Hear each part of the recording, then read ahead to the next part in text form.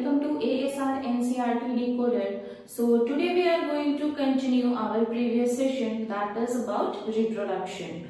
In previous video we learned about reproduction in plant, the reproductive part of plant and the germination, even though how fruit is formed. Okay, so today we are going to continue through human reproduction. As you all know, human reproduction is the topic by which we can use the different methods to control our population, and the population is a main problem of our environment, isn't it? So I'm going to make you aware about this all. Very important thing is, if the chromosome X and Y is present in a zygote or X and X is present in an egg, then what the main difference is, how that body is going to develop into a boy and the body is going to develop into a girl, isn't it? Let me explain it clearly. आप लोग ये देख रहे हो कि जो chromosome है X और Y क्रोमोसोम मिक्स होगा, फ्यूज होगा तो लड़का बनेगा, X और X फ्यूज होगा तो लड़की बन जाएगी, ठीक है। क्रोमोसोम का असर क्या है, वो बॉडी में इतना सारा डिफरेंट स्ट्रक्चर का कैसे आ जाता है। तो जो Y क्रोमोसोम है ना, वो इन्फ्लुएंस करता है डक्ट फॉर्मेशन के लिए, वो डक्ट बिल्कुल अलग होता है। दूसरा डक्ट फॉर्म करने के लिए फीमेल में X क्रोमोसोम होता है, और क्योंकि उनकी बॉडी में डिफरेंट सेल हैं, वो सेल टिश्यूज बनाएंगे, टिश्यूज ऑर्गन बनाएंगे और ऑर्गन मिलके ऑर्गन सिस्टम बनाते हैं, है ना। देखिए, जैसे मान लीजिए कि रिप्रोडक्टिव सेल है, रिप्रोडक्टिव सेल बनाएगा रिप्रोडक्टिव टिश्यू, टिश्यूज बनाएंगे रिप्रोडक्टिव ऑर्गन, और खूब सारे रिप्रोडक्टिव ऑर्गन मिलके बनाएंगे रिप्रोडक्टिव सिस्टम। अगर ये organ, group of organ present है मेल बॉडी में तो कहलाएगा मेल रिप्रोडक्टिव सिस्टम, और अगर फीमेल बॉडी में है तो कहलाएगा फीमेल रिप्रोडक्टिव सिस्टम, है ना। तो अब बात करेंगे कि कैसे ही डेवलप होता है। अब देखिए, जब हम लोग मदर वोम में होते हैं, मदर वोम में I'm going to saw it like this. This is a bag inside the baby is developing. Okay, so baby है ये हमारा, है ना, और ये बेबी की पूरी बॉडी है। ये क्या है? There are some cell, generative cell, जैसे हम लोग बात किए थे inside the fallopian tube where fertilization happen। तो जो जाइगोट फॉर्म होता है, वो जाइगोट जब डिसेंड करते हैं हमारे यूटेरस में तो क्या हो जाता है, वो हमारे यूटेरस में आने के बाद अलग अलग सेल के हो जाते हैं, खूब सारे सेल के हो जाते हैं। उसमें से कुछ सेल जो हैं, जैसे अगर बात की जाए, कुछ सेल जो हैं वो सेल क्या कहलाते हैं? Somatic cell. ये बात हम लोग पहले भी डिस्कस कर चुके थे। और कुछ सेल जो हैं वो क्या कहलाते हैं? Generative cell. Generative cell, generative cell मतलब ये क्या बनाएंगे? आपके रिप्रोडक्शन में हेल्प कर रहे हैं, मतलब आपका सेक्स फॉर्म या एग फॉर्म कर रहे हैं, और सोमैटिक जो है वो क्या कर रहे हैं? होल बॉडी, ठीक है। तो हमें होल बॉडी में, ठीक है, एक्स एंड वाई क्रोमोसोम है, वाई क्रोमोसोम की वजह से पूरे बॉडी में डिफरेंस है। लड़कों के मुस्टैच होते हैं, बियर्ड्स होते हैं, लड़कों के शोल्डर ब्रॉड होते हैं, उनका जो पेल्विक गर्डल है वो थोड़ा कम होता है ना, उनकी हाइट अलग होती है, उनकी वॉइस अलग होती है। इतना माइन्यूट चेंज कैसे होता है उनके बॉडी में? इवन दो हम लोग तो चलिए जेनेटिकल डिफरेंस देख रहे हैं कि एक्स एंड एक्स है, एक्स एंड वाई है, लेकिन फिजिकल डिफरेंस भी बॉडी में आ जाता है। तो कुछ न कुछ तो बहुत इंपॉर्टेंट है जो हमारे बॉडी के अंदर छुपा हुआ है ना। तो देखिए, है क्या? जब भी फर्टिलाइजेशन हुआ, I forgot to draw a head of the sperm actually. Okay, so this is the egg and sperm. Fertilization हुआ, जाइगोट डेवलप कर रहा है, एम्ब्रियो जब डेवलप होने लग जाता है तो उसके सेल कैसे होते हैं? Somatic cell, generative cell. यहाँ तक हम लोग पढ़े थे। सोमैटिक सेल जो है वो माइटोटिक डिवीजन दिखाते हैं, फुल डिवीजन दिखाते हैं, जिसमें साइटोप्लाज्म हमारा 2 गुना हो गया था, क्रोमोसोम की कॉपी बन के रेडी थी, आधा साइटोप्लाज्म तुम रख लो, आधा क्रोमोसोम तुम रख लो। आ रही बात समझ रहे हो? ठीक है। लेकिन वही चीज जब हम लोग जेनरेटिव सेल में देखे थे तो क्या देखे थे? साइटोप्लाज्म की कंटेंट बढ़ा लिए, डीएनए की कॉपी नहीं किए। तो आधा साइटोप्लाज्म तो तुम रख लो, लेकिन हमारे में से ही बांट लो, क्योंकि हमने कॉपी तो की नहीं है। ये चीज हमारा मियोटिक डिवीजन था। तो mitosis and meiotic division. Meiotic division किस में हो रहा है? सेल में। तो डिवाइड होगा तो क्या होगा? सेल के बनेंगे खूब सारे ग्रुप, है ना, और उस ग्रुप को हम क्या बोलेंगे? टिश्यू। तो वही टिश्यू जो है वो अलग अलग होता है, मेल में अलग और फीमेल में अलग। मेल में उस टिश्यू का फॉर्मेशन जो होगा वो क्या बनाएगा? वोल्फियन डक्ट, है ना, टिश्यूज, खूब सारे टिश्यू मिलके बनाएंगे वोल्फियन डक्ट। और यहाँ पे क्या बनेगा फीमेल में, म्यूलारियन डक्ट। तो जो वोल्फियन डक्ट है ना वो एक पाइप है, वही पाइप अपने आप को चेंज कर लेगा डिफरेंट स्ट्रक्चर में। टेस्टिस फॉर्मेशन हो गया, डिफरेंट टाइप ऑफ वास डिफरेंसा क्रिएट हो गए, प्रॉपर स्ट्रक्चर क्रिएट हो गया एक रिप्रोडक्टिव सिस्टम का। वो किससे, सिर्फ एक डक्ट से, उसका नाम क्या है, वोल्फियन डक्ट। और फीमेल में क्या है, मुलारियन डक्ट। आगे बात समझ में। तो आजकल बहुत कॉमन क्या है, मेल को फीमेल में चेंज कर देना, फीमेल को मेल में चेंज कर देना। तो आप क्या सोचते हो, भाई ऐसे कैसे हो जाता है, मेल को फीमेल में चेंज कैसे कर देते हैं, है ना। तो मेल को फीमेल में चेंज कैसे करेंगे, उनके अंदर वोल्फियन डक्ट है, जो वोल्फियन डक्ट प्रॉपर डेवलप हो गया है, मेल रिप्रोडक्टिव सिस्टम गया है। तो हम एक्सटर्नल जेनिटेलिया को जब बॉडी से एक्सक्लूड करते हैं तो हम उस डक्ट के स्ट्रक्चर को रिमूव कर लेंगे, और अगर हम म्यूलारियन डक्ट इंट्रोड्यूस करा देते हैं तो म्यूलारियन डक्ट ही अपने आप को डेवलप करेगा, फीमेल बॉडी तैयार। आगे बात समझ में। तो इस तरह से जेंडर भी चेंज किया जा सकता है ना। Now we are all okay with the change of our gender in the form only. Form पे ही हम लोग चेंज करके टेंशन में, अरे भाई फीमेल को मेल लेती है तो फीमेल करो, है ना। अभी तो साइंस कहाँ से कहाँ पहुंच गई है, मेल को फीमेल बॉडी चेंज कर दे रहे लोग। तो किसकी वजह से चेंज कर रहे हैं, डक्ट की वजह से, है ना। अभी हम लोग इस डक्ट को और डिटेल में पढ़ेंगे। तो हुआ क्या, यहाँ पे जो बेबी है, बेबी का सारा जो उनका सोमैटिक सेल है वो उनका हेड बना रहा है, उनका नेक बना रहा है, उनका शोल्डर बना रहा है, उनकी ऑल ओवर दी बॉडी बन रही है। और उनका जो यहाँ पे प्रेजेंट जेनरेटिव सेल है वो अभी चुपचाप से बैठा है। क्यों, वो ग्रुप ऑफ सेल बन के तो तैयार है, अभी मैच्योर हुआ नहीं है ना, अभी उसके काम ही नहीं है। और जैसा हम आपको पहले बताए थे कि हमारा नेचर कभी भी वेस्ट ही नहीं करता एनर्जी। क्यों ही वेस्ट कर ले, अभी जेनरेटिव सेल को बढ़ा के स्पर्म फॉर्म करके क्या ही फायदा, ठीक है। अभी तो जरूरत ही नहीं, अभी तो मेटाबॉलिज्म इंक्रीज करना, अभी तो बॉडी को ग्रोथ दिखाना है। तो ये सेल चुपचाप से दुबक के बैठे पड़े। यही जो सेल का ग्रुप है ना, यही वो डक्ट है, मुलारियन डक्ट, वोल्फियन डक्ट, ठीक है। अब वोल्फियन डक्ट डेवलप हो रहा है, अभी हम लड़के की बात करें, वोल्फियन डक्ट डेवलप हो रहा है, टेस्टिस बन रहा है। अभी तक बेबी जो है, अगर वो बॉय भी है तो बॉडी के बाहर टेस्टिस नहीं है, टेस्टिस कहाँ है, स्टमक के अंदर, ठीक है। टेस्टिस कहाँ प्रेजेंट होता है, स्टमक के अंदर। डेवलपमेंट के फेज में जब वो मम्मी के पेट के अंदर में है लड़का, तो जो टेस्टिस है वो लड़के के पेट के अंदर में है। जैसे ही उनका जो बच्चा है वो मम्मी के पेट में 7 महीने 6-7 महीने का होता है, तो वो जो टेस्टिस है वो डिसेंड करता है। डिसेंड मतलब नीचे आना, ठीक है। तो वो डिसेंड करता है, डिसेंड करके कहाँ आएगा, स्क्रोटम में। आगे हम लोग इस स्ट्रक्चर को प्रॉपर्ली पढ़ेंगे अच्छे से। स्ट्रक्चर जो होगा हमारा स्क्रोटम, मतलब एक बैग, टेस्टिस बैग, वो इंटरनल कैनाल के थ्रू, एक कैनाल के थ्रू वो टेस्टिस चलता हुआ पेट से बाहर निकलेगा और टेस्टिस में, ये स्क्रोटम में आ जाएगा। जिस लड़के का वो टेस्टिस पेट से बाहर निकल करके स्क्रोटम में नहीं आ पाता है, तो फिर वो स्पर्म फॉर्मेशन नहीं कर पाते हैं। अब वो स्पर्म फॉर्मेशन क्यों नहीं कर पाएंगे, पेट में अगर उनका टेस्टिस रह गया, तो ये हम लोग आगे पढ़ेंगे, ठीक है। जब हम प्रॉपर रिप्रोडक्टिव सिस्टम मेल का एक डिटेल पढ़ेंगे तब। तो देखिए क्या देखें हम लोग कि हमारा जो एम्ब्रियो है डेवलप कर रहा है, उसके जो सेल हैं वो बनाए म्यूलारियन डक्ट और वोल्फियन डक्ट। बेटी के लिए म्यूलारियन डक्ट और बेटे के लिए वोल्फियन डक्ट। वोल्फियन डक्ट ने अपने आप को डेवलप किया, किसमें, टेस्टिस में, डिफरेंट टाइप ऑफ डक्ट्स में, जो पैसेज है वास डिफरेंसा, इपिडिडाइमस, है ना, और different type of male glands बने, फिर पूरा का पूरा रिप्रोडक्टिव स्ट्रक्चर बन के तैयार। अभी तक बच्चा मम्मी के पेट में है, 6-7 महीने का था, रिप्रोडक्टिव स्ट्रक्चर लड़के का बन रहा था, टेस्टिस स्टमक के अंदर में। स्टमक मतलब आपके एक्सियल वाला स्टमक वहां नहीं, आउटर स्ट्रक्चर, इस पोर्शन को हम लोग स्टमक बोलते हैं, तो वैसा स्टमक, ठीक है। डोंट यू थिंक लाइक कि inside the stomach present in axial, okay. So वहां पे बन रहा होता है, लोअर एब्डोमेन आप उसको बोल सकते हो, वहां पे बनता है, और बन करके फिर वो टेस्टिस इंट्राइनल कैनाल के थ्रू होता हुआ कहाँ आ गया, स्क्रोटम में, ठीक है।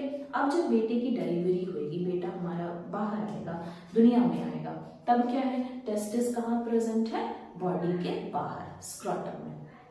इसके पीछे भी बहुत बड़ी लॉजिक है ना। बहुत सारे एनिमल हैं जिनका टेस्टिस बॉडी से बाहर नहीं दिखता, जैसे एलिफेंट, तो उसके पीछे भी रीजन है, ठीक है। हम वो डिस्कस करते हैं जस्ट थोड़ी देर बाद। तो हमारा जो लड़का है वो क्या हो गया, डेवलप हो गया। ऐसे अगर लड़की डेवलप हो रही है तो क्या है, लड़की में भी सेम सोमैटिक सेल जो है वो all over the body form कर रहे हैं, और और जो उनका जनरेटिव सेल है वो क्या कर रहा है, वो फीमेल स्ट्रक्चर बना रहा है, ओवरी बना रहा है, फिलोपियन ट्यूब बना रहा है, यूटेरस बना रहा है, सर्विक्स बना रहा है। तो ये सारे स्ट्रक्चर को फॉर्म कर रहा है, ठीक है।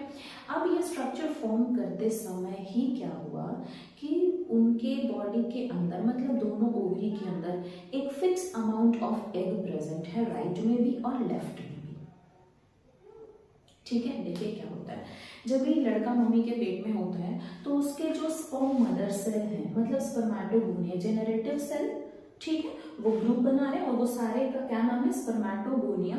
जब भी आपको बायो में ओनिया मिलता है, गोनिया मिलता है, ठीक है, इसका मतलब होता है जेनरेटिव से जो स्टार्ट कर रहा है, किसी चीज को बनाएगा, ठीक है।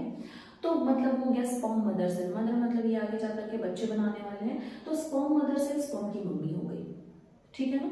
स्पर्म मदर सेल जो होती है वो 2n होती है, मतलब कि 46 क्रोमोसोम वाली होती है, जबकि स्पर्म n होता है, मतलब 23 क्रोमोसोम वाला होता है, ठीक है, 23 क्रोमोसोम वाला होता है, हाँ 23 क्रोमोसोम। आगे बात समझ में ना, ठीक है। तो हुआ क्या कि स्पर्म मदर सेल जो है वो क्या फॉर्म कर रहे हैं, स्पर्म बना रहे हैं। लेकिन ये स्पर्म बनना कब शुरू होगा, जब बेटा एडोलेसेंस एज में जाएगा। जब तक वो एडोलेसेंस एज में नहीं है, वो 3, 4, 5, 6 क्लास में है, तब तक क्या है, स्पर्म मदर सेल उसकी बॉडी में वेट कर रहा है। किस चीज का, मैसेज का, हार्मोन्स का, ठीक है। तो कहने का मतलब है कि सारे सेल जो है वो बनके अभी तैयार है, अभी वो स्पर्म फॉर्म करेंगे। हम लोग पहले वीडियो में पढ़े थे कि क्या है, हमारा सेल जो है वो डिवाइड करके बनाता है स्पर्म, और वही जो एक सेल बनाए वो वापस से मदर सेल का जगह ले लेता है। तो यहाँ से तो हमारी फैक्ट्री से तो स्टोरेज खत्म ही नहीं हो रहा। जैसे मान लो कि टेस्टिस के अंदर सेल का स्टोरेज है, स्पर्म मदर सेल का, स्पर्म मदर सेल डिवाइड करके 2 सेल बना रही है, एक सेल तो वैसे ही ले जा रहे हैं, लेकिन दूसरे वाले सेल है ना वो क्या कर रहे हैं, क्योंकि मदर सेल तो टूट गई, स्पर्म मदर सेल थी, ये टूट के 2 भाग में आ गई, यहाँ पे जगह खाली हो गया। देखिए ये हमारी स्पर्म मदर सेल है, ठीक है। तो ये स्पर्म मदर सेल टूट के क्या बन गई, 2 सेल बन गई, है ना। तो यहाँ पे तो जगह खाली हो गया, क्योंकि स्पर्म मदर सेल तो खुद को डिवाइड करके 2 भाग में बांट ली।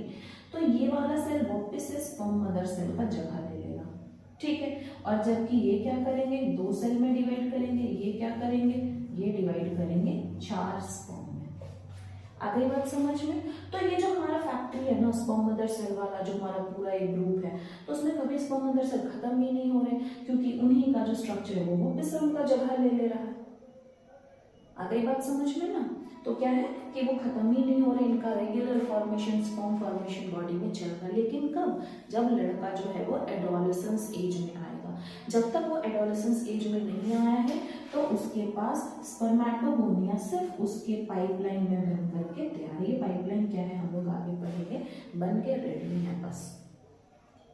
लेकिन सेम चीज फीमेल में एकदम डिफरेंट होगा। फीमेल में क्या होगा, फीमेल के पास में है 2 ओवरी, ठीक है, फीमेल के पास में है 2 ओवरी, और दोनों ओवरी में प्रेजेंट है limited type number of cell. पहले से ही बच्ची मम्मी के पेट में है 6-7 महीने की, उसी समय उसको एक लिमिट अमाउंट ऑफ एग जो है, ये हो गया उनका 2 lakh 4 lakh egg right ovary में दे दिया, ये लेफ्ट ओवरी में दे दिया, फिक्स है, ठीक है। अब उनमें से घटेंगे, उनका जगह जैसे यहाँ पे हो रहा था ना कि स्पर्म मदर सेल का जगह एक सेल ले रहा था, एग में ऐसा नहीं होता, ठीक है। अगर उनके पास क्वांटिटी फिक्स है तो एक एक घटता ही जा रहा है, बढ़ तो नहीं रहा, उनका जगह भी कोई नहीं ले रहा। तो मेरे पास इतना सारा एग था, एक एक एग जाए जा रहा है, तो मेरा स्टोरेज तो खत्म हो रहा है ना। आ रही बात समझ में, ठीक है। तो टोकरी तो खाली हो गई। बिल्कुल उसी तरह से फीमेल बॉडी में होता है कि जब फीमेल बॉडी की ओवरी में फिक्स अमाउंट ऑफ एग होते हैं और वो एग रिलीज आउट होते रहते हैं, ठीक है। अब आप बोलोगे कि तो फिर तो रिलीज भी तो एडोलेसेंस एज में होता होगा, है ना। एक्चुअली होता क्या है, जब बच्ची जन्म लेती है फिर उसका डेवलप करता है स्ट्रक्चर, उसका बॉडी डेवलप करता है। तो जब बच्ची जन्म लेती है उस समय क्या होता है, उसका जो लिमिट अमाउंट ऑफ एग है उसके राइट एंड लेफ्ट ओवरी में वो थोड़ा थोड़ा डिजनरेट होता है, ठीक है। सेल घटने लगते हैं अपने आप, it's not a sign of maturation, वो खुद ब खुद घटने लग जाते हैं, उनकी जो क्वांटिटी है वो कम होने लग जाती है। तो जैसे वो एडोलेसेंस एज पे आती है ना, तो पहले ही वो अपना 40% एग लूज अप कर रखी होती है, राइट साइड से भी लेफ्ट ओवरी से भी, आगे बात समझ में? लूज अप हो गया, क्यों हो गया? मेटाबॉलिक फंक्शन चल रहा है उनकी बॉडी में, उनका ग्रोथ हो रहा है, उनके हार्मोनल इफेक्ट है, उनका बॉडी टेम्परेचर है, बहुत सारा इफेक्ट है जिसकी वजह से एग की क्वांटिटी कम हो गई। अब जब वो एडोलेसेंस एज में आ गई, अब जब उनका फर्स्ट पीरियड होगा जिसको हम लोग मेंस्ट्रुएशन बोलते हैं, फर्स्ट मेंस्ट्रुएशन होगा, उसको बोला जाता है menarche. Menarche means introduction of menstruation in female life, female की लाइफ में पहली बार इंट्रोडक्शन होगा जब उस चीज का फर्स्ट टाइम सामना होगा मेंस्ट्रुएशन का, उसको हम लोग क्या बोलते हैं? मेनार्की। मेनार्की कब हो रहा है? जब चाहे तो राइट ओवरी या तो लेफ्ट ओवरी से एक एग निकला, एग आया फिलोपियन ट्यूब में, फर्टिलाइजेशन नहीं हुआ, आया आपका कहाँ पे? यूटेरस में, और फिर सारे के सारे एंडोडर्मिस के साथ अनफर्टिलाइज्ड एग या आप डेड एग बोल सकते हो बॉडी से बाहर, first time, that is known as menarche. ठीक है, मेनार्की है। एंड आफ्टर दैट व्हाट, कि जब आप एक मंथ में क्या होता है, राइट ओवरी से एग रिलीज होता है, तो अगले मंथ लेफ्ट ओवरी से एग रिलीज होता है, फिर नेक्स्ट मंथ राइट ओवरी से, फिर नेक्स्ट मंथ लेफ्ट ओवरी से, तो ऑल्टरनेट पैटर्न पे एक साल में 12 महीने होते हैं, है ना। एंड मेंस्ट्रुएशन वो प्रोसेस है जो ईच एंड एवरी मंथ होता है, इट मीन्स 12 टाइम होना चाहिए, एक पूरे साल में 12 होना चाहिए, तो 6 टाइम एग लूज कौन कर रहा है? राइट ओवरी, 6 टाइम लूज कौन कर रहा है? लेफ्ट ओवरी, ऑल्टरनेट वे में। ठीक है, आगे डिस्कस करेंगे कि ट्विंस कैसे होते हैं। कभी कभी हार्मोनल इम्बैलेंस की वजह से या दोनों ओवरी जो है वो एग रिलीज कर देते हैं, इसकी वजह से भी हो जाता है। ठीक है, तो अभी हम लोग एज अ जनरल फॉर्म लेके चल रहे हैं कि राइट ओवरी से एक एग रिलीज हुआ, मेनार्की, देन सेकेंड टाइम जब फिर से मेंस्ट्रुएशन होएगा तो क्या होगा? लेफ्ट ओवरी से, फिर मेंस्ट्रुएशन होगा तो राइट ओवरी से, तो इस तरह से करते चलेंगे। अब क्योंकि फीमेल के ओवरी में लिमिट अमाउंट ऑफ एग है, ईच एंड एवरी मंथ वो एक एक एग लूज कर रही है। सपोज दैट कोई फीमेल 12th ईयर में मेनार्की जानती है, मेनार्की हुआ उसकी बॉडी में, मतलब कि फर्स्ट मेंस्ट्रुएशन 12th ईयर में, ठीक है, 12th ईयर ऑफ जनवरी। सो जब ये 12th ईयर खत्म होगा, जब वो 13th एज में आती है, तो एट दैट टाइम क्या होगा? वो 12th एग, 6 एग इस ओवरी से, 6 एग इस ओवरी से लूज कर रखी है। जब वो 13th एज में जाएगी तो फिर से 12th एग लूज करेगी, 14th एज में जाएगी तो फिर से 12th एग लूज करेगी। कहने का मतलब है कि जब तक उसके मेंस्ट्रुएशन उसके चलते रहते तब तक हर साल वो 12 एग जो है वो लूज करती रहती है। And not only 12 egg, actually what is it? Cluster of cell होते हैं जिसमें से एक सेल ग्राफियन फॉलिकल बन जाता है और बाकी ये सारे के सारे डिस्ट्रॉय हो जाते हैं। ठीक है, तो इस तरह से जो है एग घटते चले जा रहे हैं। एक समय ऐसा आएगा कि वो फीमेल के लेफ्ट ओवरी या फिर राइट ओवरी में एग बचा ही नहीं, है ना। तो जब एग नहीं बचा है तो फिर एग फेलोपियन ट्यूब में नहीं आएगा, जब फेलोपियन ट्यूब में नहीं आया तो फिर एंडोडर्मिस जो है हमारा वो तो डेवलप नहीं करेगा, और जब हमारा एंडोडर्मिस डेवलप नहीं किया, एंडोथेलियम जो है हमारा एंडोथेलियम वो डेवलप नहीं हुआ है, ब्लड सेल्स जो है वो डेवलप नहीं हुए हैं, कुशन फॉर्म नहीं हुआ है, तो फिर तो मेंस्ट्रुएशन नहीं आएगा। कहने का मतलब एग है, एग फर्टिलाइज नहीं हुआ तो मेंस्ट्रुएशन होगा, एग फर्टिलाइज हो गया तो मेंस्ट्रुएशन नहीं होगा। वो चीज़ हम लोग फीमेल रिप्रोडक्टिव स्ट्रक्चर में बहुत डिटेल में अच्छे से पढ़ लेंगे। तो क्या है, कहने का मतलब है कि फीमेल को राइट एंड लेफ्ट ओवरी से एग लूज करना है और ईच एंड एवरी मंथ एक एक एग वो लूज कर रही है। जब वो 12 साल से एग लूज करना शुरू करी तो 12, 13, 14, 15, 16, 17, 18, 19, 20 करते करते करते उस इस एज में पहुंच गई 47, 48 एज तक पहुंच गई। और क्योंकि इस एज तक में जितने एग थे उसकी बॉडी से वो रिलीज आउट हो गए हैं, एक भी एग नहीं बचा है। जब एग बचा नहीं है तो मेंस्ट्रुएशन नहीं होगा। तो जो लास्ट मेंस्ट्रुएशन हुआ, ठीक है, उसके बाद मेंस्ट्रुएशन फीमेल बॉडी में नहीं है, that is known as menopause. या आप कैसे रखेंगे? पॉज मतलब रुक जाना, मेनोपॉज मेंस्ट्रुएशन का स्टॉप कर जाना। तो मेनोपॉज कब होगा, मेंस्ट्रुएशन कब रुकेगा? जब एग की क्वांटिटी खत्म हो जाएगी। आप कंफ्यूज ना हो, मेनार्की पहले होता है, मेनोपॉज पहले होता है। जब एग खत्म हो जाएगा तब तो पॉज लगेगा ना।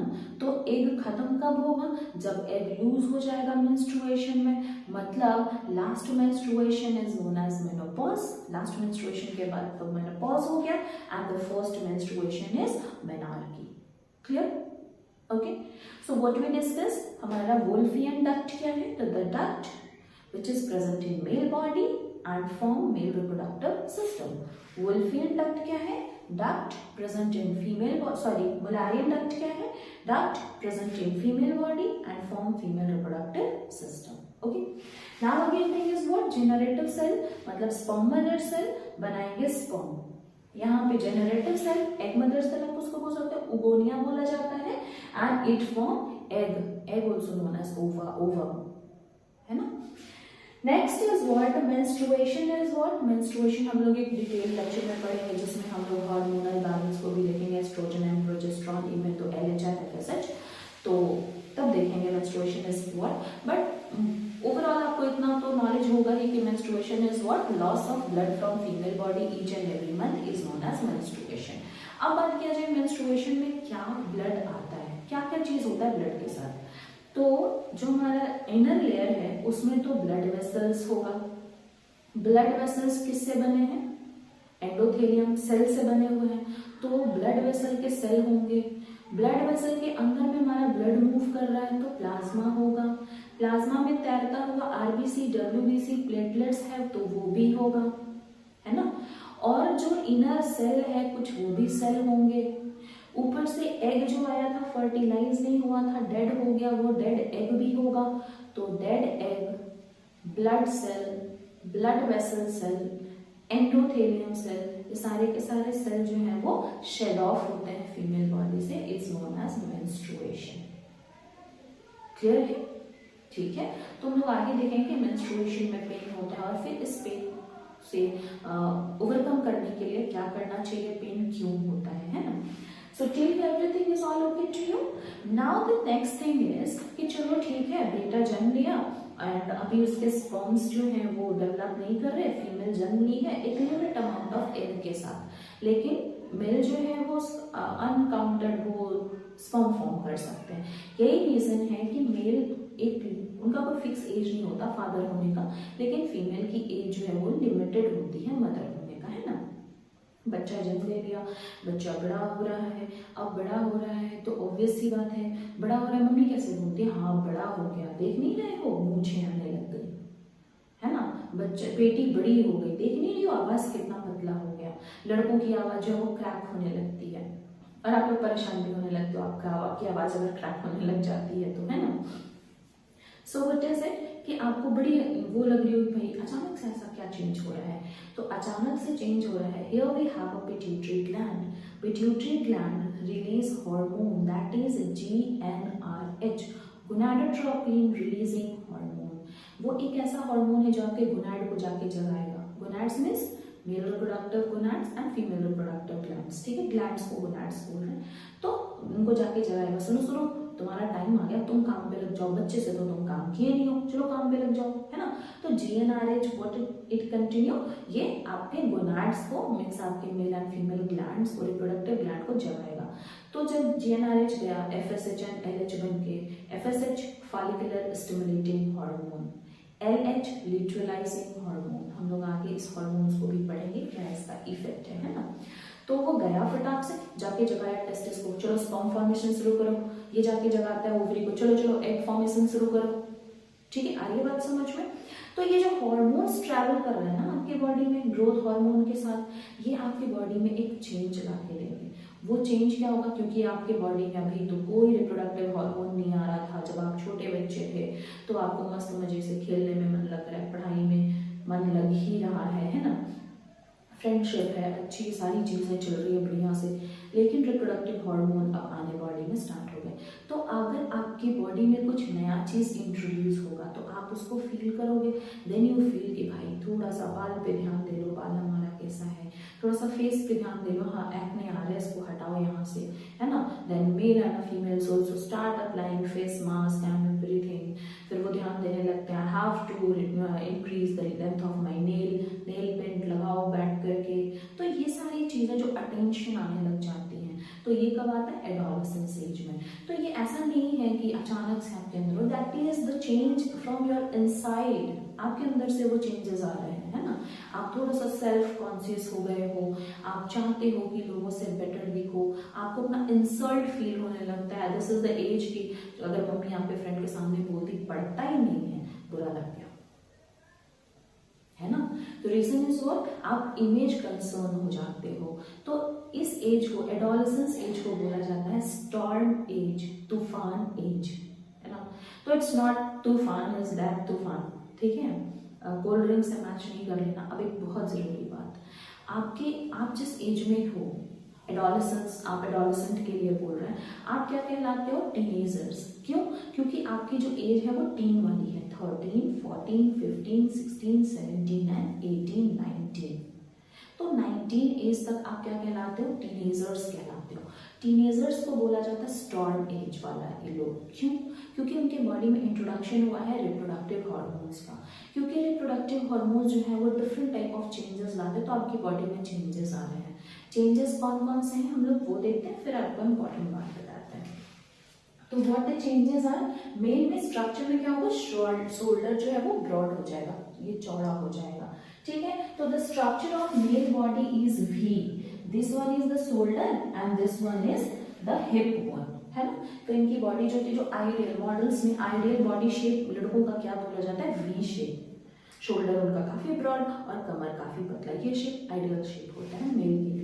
फीमेल्स का पेल्विक ब्रॉडन हो जाता है, तो इट्स ए, शोल्डर उनका पतला है जबकि उनका पेल्विक ब्रॉडन है, ठीक है। पेल्विक ब्रॉडन होने का रीजन भी है कि क्योंकि यूटेरस और रिप्रोडक्टिव स्ट्रक्चर अब डेवलप हो रहे हैं और उस यूटेरस को अपने अंदर बेबी को बियर करना है, तो थोड़ा सा तो एरिया होना भी चाहिए, ठीक है। आगे बात यहाँ तक समझ में, ये स्ट्रक्चर में चेंज है। रही बात स्ट्रक्चर में हाइट भी आती है, हाइट की, तो हाइट लड़के की भी बढ़ती है, लड़की की भी बढ़ती है, लेकिन लड़की की एडोलसेंस एज से पहले हाइट बहुत अच्छी बढ़ रही होती है, एडोलसेंस एज पे जाके बहुत रेयर ही वो हाइट बढ़ती है। लड़के की तो हाइट कहना ही नहीं है, हमारे छोटे भाई हमसे काफी लंबे हो रही है, नहीं तो होता क्या है, लड़कियों की हाइट जो है वो लिमिटेड ग्रोथ पे ही आती है एंड मेल का जो हाइट है वो इंक्रीज करता जाता है, ठीक है। तो चलिए हम लोग देखते हैं। सो शोल्डर ब्रॉडन हो गया मेल का एंड फीमेल का। तो क्या हो गया? शोल्डर ब्रॉडन हो गया मेल का, पेल्विक ब्रॉडन हो गया फीमेल का, ठीक है। यहाँ तक तो समझ में आ रहा है कि ये बोन में डिफरेंस आया। नेक्स्ट इज फेशियल हेयर, दोनों में आएंगे, मेल में थोड़ा सा स्टिफ हेयर होगा, एक्सियल हेयर दोनों के बॉडी में रहेंगे। मैचुरेशन ऑफ ऑर्गन, तो मैचुरेशन ऑफ ऑर्गन में मेल ऑर्गन भी डेवलप कर गए, फीमेल ऑर्गन भी डेवलप कर गए। Next is sound, sound low pitch हो जाता है मेल का, साउंड कैसा हो गया? लो पिच मेल का, और हाई पिच किसका हो गया? फीमेल का, ठीक है। एंड हाइट तो एज वी ऑल नो। अब बात है लो पिच किसको बोलते हैं? साउंड थोड़ा सा आप लोग याद करिए, साउंड में क्या लिखते हैं? फ्रीक्वेंसी, वेवलेंथ एंड क्रिस्टल, वो डेप्थ पढ़े थे ना, क्रिस्टल डेप्थ, एम्पलीट्यूड। चलिए देखिए हम लोग देखते हैं। बात क्या है कि फीमेल जब बोलेगी ना तो फीमेल का इस तरह से साउंड आएगा, ऐसे, जो उसका पिच है वो काफी हाई होगा, ठीक है। जबकि आप मेल का देखोगे तो क्या होगा? ब्रॉडन, ठीक है। मतलब इनका जो एम्पलीट्यूड है वो बहुत कम, इनका एम्पलीट्यूड देख लो। वेवलेंथ जो है, वेवलेंथ में भी डिफरेंस आपको मिल जाएगा, ठीक है। तो ये क्या हो गया आपका? मेल का एंड फीमेल का। तो इसलिए जो हम लोग बोलते हैं ना तो वो कान में जाकर के चुभ जाता है, ठीक है। तो फीमेल का वॉइस एंड मेल का वॉइस, हाई पिच फीमेल का और लो पिच मेल का। तो थोड़ा सा इनसिक्योर फील हो रहा है, फीमेल्स को हाई क्यों मिल गया? तो that is also a very what it's known as the demerit of the female also. हम लोग इसलिए हम लोगों को फुसफुस करके बात करना पड़ जाता है, ठीक है ना, क्योंकि हमारी आवाज तो बहुत हाई पिच है। चलिए अब बात करते हैं फ्रीक्वेंसी की। सबसे एक इंपॉर्टेंट बात, फ्रीक्वेंसी में लगभग बच्चे कंफ्यूज हो जाते हैं। फ्रीक्वेंसी क्या है? फ्रीक्वेंसी मतलब suppose that this is the pendulum, ये 1 सेकेंड में कितनी बार मूव कर ले, उसी को फ्रीक्वेंसी बोलते हैं। 1 सेकेंड में अगर ये 4 बार मूव कर रहा है तो ये इसकी फ्रीक्वेंसी 4 है। आगे बात समझ में? अगर ये 20 मतलब 4 हर्ट्ज है, अगर ये 20 बार मूव कर रहा है 20 हर्ट्ज, 1 सेकेंड में मूव करना चाहिए, ठीक है। तो हम लोग लोगों का जो वो है, आप इसको क्या बोल सकते हो कि हमारा जो लिमिट है साउंड का, हम लोग कितना से कितना तक लिमिट साउंड सुन सकते हैं, तो हमारा है 20 हर्ट्ज से 20,000 हर्ट्ज। तो 20 हर्ट्ज मतलब क्या होता है, एक पेंडुलम, मतलब मान लो हमने आवाज निकाली, तो ये जो यहाँ पे एयर मॉलिक्यूल्स हैं वो अगर समझ लो उनको पेंडुलम, तो वो आगे पीछे जाते हैं, तो वो 20 बार अगर एक सेकेंड में आगे पीछे कर रहे हैं तो वो 20 हर्ट्ज हो गया। अगर वो 20,000 बार आगे पीछे कर रहे हैं तो वो 20,000 हर्ट्ज हो गया। बट यहाँ पे बात यह है, मान लो कि हमने बोला ये एयर मॉलिक्यूल्स हैं, ये 20 बार नहीं 19 बार मूव करते हैं, ठीक है, आगे वाले मॉलिक्यूल को धक्का दिया पीछे आए, आगे वाले मॉलिक्यूल को धक्का दिया पीछे आए। अगर ये 19 बार कर रहे हैं तो सामने वाले को सुनाई नहीं देगा, क्योंकि उनको तो 20 हर्ट्ज सुनना है, 19 हर्ट्ज को सुन ही नहीं सकते। 20,000 से 20,001 भी हो गया तो हम लोग नहीं सुन सकते। आ रही बात समझ में? तो हम लोग का जो वो ड्यूरेशन है, वो हमारा लिमिट है हमारे साउंड का, ऑडिबल साउंड का, कि हम लोग 20 हर्ट्ज से 20,000 हर्ट्ज सुनते हैं। ठीक है, क्लियर है यहाँ तक बात? तो ये तो हो गया हमारा रिप्रोडक्टिव सिस्टम। हाँ, जो इम्पॉर्टेंट बात थी वो क्या थी? इम्पॉर्टेंट बात ये है कि एडोलसेंस एज को बोला जाता है स्टॉर्म एज। स्टॉर्म एज मतलब तूफान वाला एज, है ना। आप में से शायद बहुत सारे लोग ये तो अपने आप में फील किए होंगे कि अभी आप जो ठान लेते हो करने का वो आप कर लेते हो। I am not saying about the crime and anything else जो आपके लिए, आपके एनवायरमेंट के लिए, आपके फैमिली के लिए सही नहीं है। आप में से कोई भी बच्चा जो सिंसियर रहा हो अपनी पढ़ाई को लेकर के, या जिसे पता हो कि मेरी कमी यहाँ पे है, वो काफ़ी मेहनत करने लग गया होगा। जैसे mind also at my time I was like कि बाकी बच्चों के नोट्स कंप्लीट हैं, my notes is not completed because I was not having my tuition classes, isn't it. तो स्कूल में पढ़ाई होती थी, घर जाने के बाद फिर घर के और भी बाकी सारे स्टफ्स होते थे, तो नहीं हो पाता था होमवर्क तो हो ही जाता था, मतलब नोट्स कॉपी कंप्लीट नहीं होते थे। तो फिर मेरे को लगता था भाई ये बच्चों की नोट्स कॉपी कंप्लीटेड है, जब ये कॉपी सबमिट करने की बारी आएगी तो हमारा क्या होगा, है ना। तो लंच पीरियड में बच्चे पढ़ते थे, लंच पीरियड में बच्चे खाते थे, and I start continuing my homework, not homework actually completing my notes copy. Why? Because notes copy मेरा कंप्लीट रहना ही मेरे लिए जरूरी था। उसमें मेरा टारगेट था भाई कि नोट्स कॉपी मेरे कंप्लीट नहीं है, और यहाँ पे हम बाकी बच्चों से वीक हैं। बाकी सारी चीज़ों में सही थे, लेकिन कहाँ पे कमजोर है? नोट्स कॉपी हमारी कंप्लीट नहीं हो रही टाइम पे। याद है आंसर्स, बट कॉपी मेरा डन नहीं है ना।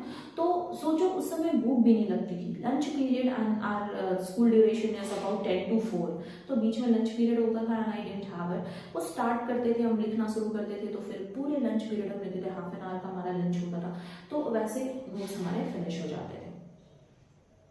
ठीक है ना। या फिर कोई क्वेश्चन है, because I was not having my tuition classes, तो अगर कुछ क्वेश्चन है या फिर कुछ क्वेश्चन हैं ऐसे जो हमसे नहीं हो रहे हैं, मैथ्स के या फिर साइंस के, किसी भी चीज़ के, तो किसी फ्रेंड से हम कब बोला करते भाई लंच में हमें करा दो, हमें दिखा दो at least how to solve, I do it from myself. या फिर रात में भी जब पढ़ना होता था तो ऐसे किनारे में, बेड पे किनारे में लेट करके, और ऐसे पढ़ रहे 2-4 घंटे लेटे पढ़ लिए। अब तो होता ही नहीं, एक पोस्चर तो मेंटेन नहीं होता 20 मिनट से ज़्यादा। तो वो जो एज होता है ना, वो जिद वाला एज होता है। आप जिद करोगे, आप चाह गए ना कि आप कर लोगे, तो आप कुछ भी कर सकते हो। इवन तो जब आप जब आपने ये पढ़ा होगा, रस्सी आवत जाते जड़मती होत सुजान, एक्चुअली वो लड़का जो था वो किस एज में था? एडोलसेंस एज में था। जिस एज में बच्चा ठान ले तो कर लेता है, और जब वो देखा कि रस्सी आने जाने से दाग जब पड़ रही है, तो फिर जब इससे दाग पड़ सकती है तो क्यों ही नहीं फिर हम पढ़ेंगे तो हमें याद हो जाएगा। तो that the storm age is, उनका जो वो तूफानी एज था ना, उन्होंने अपना सारा तूफान, सारा एनर्जी कहाँ झोंक दिया? पढ़ने में। तो this happens with you also. आपके बॉडी के अंदर भी वो ताकत है, आप जहाँ पे इन्वेस्ट करोगे वहाँ पे पॉजिटिव रिजल्ट पाओगे, but the condition is it depends on you, आप उसको कहाँ इन्वेस्ट कर रहे हो, है ना। जैसे देखो कि हुआ क्या, आपको पढ़ना है, आप जान रहे हो कि you are not very good in maths. कभी कभी मैथ सॉल्व करने में होता है कि आपके कैलकुलेशंस गलत हो जाते हैं, बहुत सारे थ्योरम्स हैं वो आप प्रूव नहीं कर पा रहे हो, गलत हो जा रहा है। आप एक बार ठान के देखो कि now you have to do that one only within a day. एक ड्यूरेशन सेट कर लो, 1 दिन का, 2 दिन का, 1 सप्ताह का, कि 1 सप्ताह में करना ही करना है। और जब आप अंदर से आपको वो पॉजिटिव वाली आएगी ना कि हमें करना है, जिद वाला, तो आप कर लोगे। That's why it's known as storm age. Storm age तूफानी एज इसलिए नहीं बोलते कि लोग रोड का हवा खाने लग जाते हैं, उठाया साइकिल, उठाया बाइक और रोड पे हवा खा लिया, that is not a storm. वो तूफान तूफान नहीं, तूफान मीन्स आपके अंदर की एनर्जी जो आपको, आप जहाँ चाहो वहाँ पहुँच सकते हो। यही वो एज है जहाँ पे अगर आप सोच लिए कि you have to become a scientist, आप बन सकते हो। आपको डॉक्टर बनना है, आप बन सकते हो, क्योंकि यहीं पे आप डिसाइड करते हो आपको बनना क्या है, और आपकी सारी एनर्जी यहीं से इन्वेस्ट होना शुरू हो जाती है, और फिर आपके इंटरेस्ट बनने लग जाते हैं। और वो सारे बच्चे जो अभी से मेहनत करती है ना, विदिन 10 ईयर उनका एक बेटर प्लेटफॉर्म सेट है। ठीक है, तो use your positive energy in a positive form. Thank you everyone.